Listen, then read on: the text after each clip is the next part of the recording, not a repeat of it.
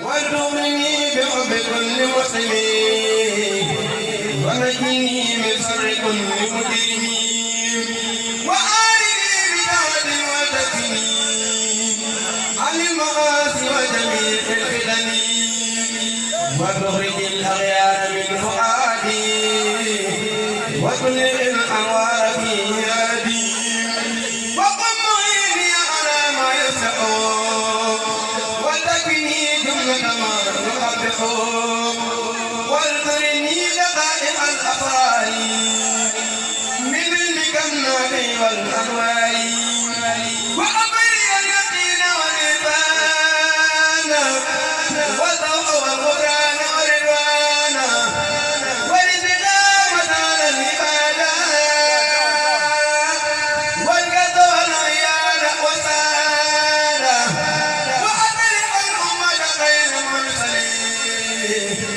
وفرجا جميعا جاهلين وأصلح الأمة خير المرسلين وفرجا عنهم جميعا جاهلين وارحم وبارك ثم في كل أمور ونجهم ونجهم واغفر لهم واجعلني يا ربي من أعظم العباد إنك حاذر ونسيبا في تماد واجعل جميع حركاتي لك وسكناتي ذاتهم بفضلك واجعل حياتي ومماتي بسنن والبر والمنوب سرا وعلا واجعل مماتي راحة لي من نصب ومن جوى ومن غرام ووصب وأمل جعل كله مقبولا حتى أكون مقتدا مقبولا ومسكن جعل مسكنا مباركا وطيرني سالكا ونادكا أدعوك أن تجعله دارك والعلم والدين ودار الإنقاذ وجنة لذلك مريد وجنة عن ذلك مريد ومنبعا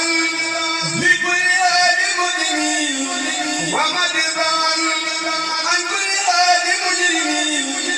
وأجدا لمن ذنوب الإرهاب وأجدا على مغالب غلاب ومطلبا لذات رحيم ومهربا